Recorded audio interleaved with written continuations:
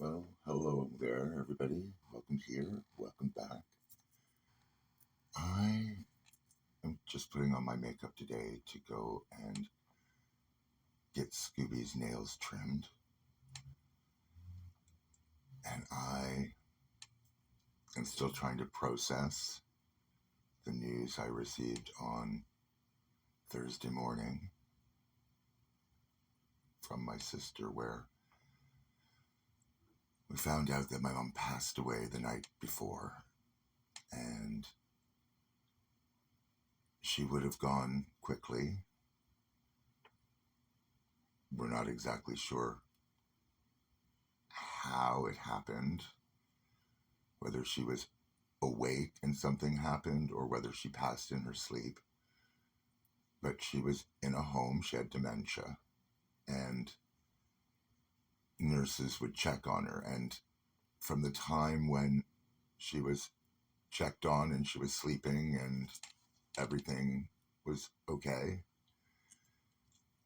uh, within about 45 minutes later, when the nurse went back, she was gone. So we take comfort in the facts that we know and the comfort that there is for us to take. I've been very moved by the outpouring of emotion from people that watch I hesitate to use the word content, but the things, my scrapbook of experiences as I'm going along.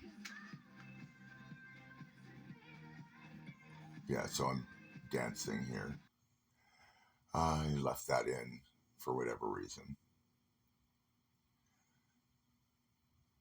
Now I'm weirdly distracted. That's the ADHD part of me. When something grabs my focus, it's very hard for me to get back to where I was. There was a time before I was diagnosed, which was only last year, and I started taking medication, which is good, but where I used to be able to think, left the music in again, where uh, now it's gone again. Yeah, where I used to be able to think linearly and laterally simultaneously. Now, whatever I'm focused on has 100% of my focus, and anything that distracts me now gets 100% of my focus. And I struggle to multitask now because I can just get really wrapped up into the one thing, which is fine. I'm getting things completed, but it's very hard for me to do my time management in any reasonable way that I am used to. But of course, I'm now just kind of rambling. My mind is not focused on anything specific because it's trying to process this thing in the background that keeps popping into the foreground that I can't do anything consciously about. But for me, it's more about my sister because she's alone where she's at.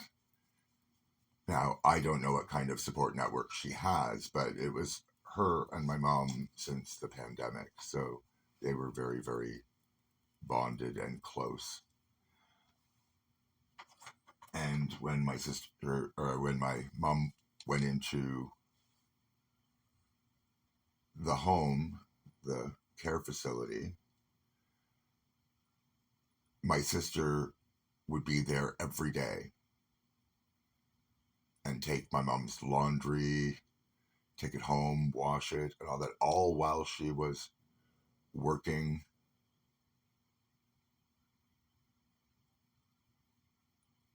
I'm very much in awe of my sister and all the things she's been capable of,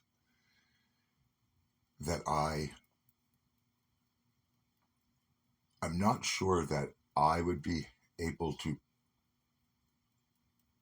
Oh, what's what I want? I admire her.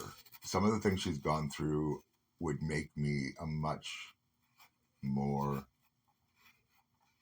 possibly bitter person, and that's not who she is. And I can't go into a lot of details because they are all like her stories to tell, and none of my business. But when I know how she gets through certain things that I know she's gotten through, it is just something that I am in awe of, and I will always admire her. But I digress again, of course. Maybe I should go back to focusing on what I'm doing with the makeup, because this is just very, very simple, basic makeup. And I didn't spend a lot of time on it. So it was basically my BB cream, stamp the eyebrows, fill in the eyebrow, put a little light color under the eyebrow, take a big brush and just sort of fill in whatever sort of medium-y base color that I want to have. Deepen the edges, put on a little liner. There we go, putting on a little liner. I think I've caught up to everything I've done. It's been a very, very simple one. And then I decided to just take that a little lightly along my lower lash line. But I didn't want to have it like look too drawn on. And then I thought, okay, well then I'm going to put a little line out here at the edge and let it go at that and not try to be too worried about preciseness. Now this is my blue-white pencil, and I'm just using that on my waterline and a little bit to the corner of my eye. That's the difference that makes. It's subtle, but it's noticeable. And I find the blue-white is interesting because it's not as harsh as the white, but the cool tone next to the eye works better than something that's warm. But overall, what it does is it makes the white of the eyes look a little bit whiter than they are, which I kind of think is cool. Now, I've had this pencil for 35 years, 36 years probably. Because when I first got it, it was only really to do makeup on other people, and I never really used this on other people. I used very few things because I didn't know how to do much, but it was basically just to do some wedding makeup, and that was my introduction to makeup at all. And I certainly didn't put it on me because that would have been everything backwards. But I learned to cut my own hair, which is everything backwards. I learned to put makeup on myself, which is everything backwards. And all it takes is a little bit of effort, and you just learn to adapt or do things a different way, evolve. So that's just my cream blush. I didn't want anything too intense, but just a little hint of color. And then this is my Reloaded mascara. I'm taking off the excess, which is a very good thing because I end up getting some extra under my eye.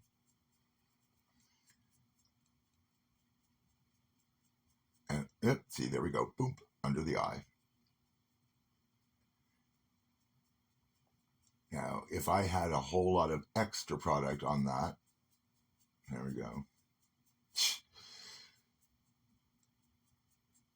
If I had a lot of extra product on that, it would have made a lot more of a mess. And I was going to wipe it away. And I thought, I'm just going to wait till I'm done and then try and take a brush. So I get this brush, and then it's like, oh, that's just going to smear it. Oh, wait, I can just smear that in, and the mascara becomes part of the eyeliner. And it worked out just fine with minimal effort. So it was a good thing that I just kind of worked it out the way it was, and then I tried to make sure I did the same thing on the other side.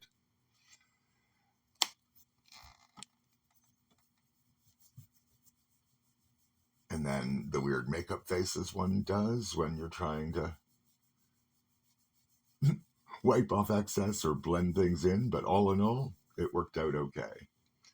So now I'm taking my e.l.f. Camo Concealer in Light Peach, and I'm just putting a little bit in the center parts of my face where I want a little extra highlight, and boop.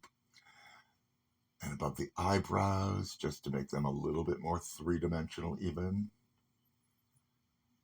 But again, today was about subtleties in a large way. Well, subtleties for me. This is probably still very intense for many average people. So I'm just going to blend that in. And Scooby is beside me. Hey, Scooby. You're wanting a treat at 3:56 in the morning? You think that's normal? Well, there you go. It's on the floor. Go get it. Yeah, I'm all out of this.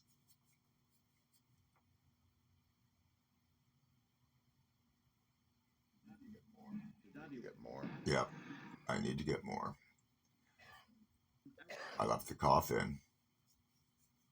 Oh, God, everything's just gallows humor. When you're in a certain frame of mind, things just hit you differently. But that is how we process. We go through grief. Scooby, I threw your treat on the floor. You don't want that one? You want a different one. Oh, you are so spoiled. Well, then look out. You got to back up. I can't open that. So until the next time, take care of yourselves and each other. But I decided to be a little me and throw a little glitter on. And that's always a good little pick-me-up.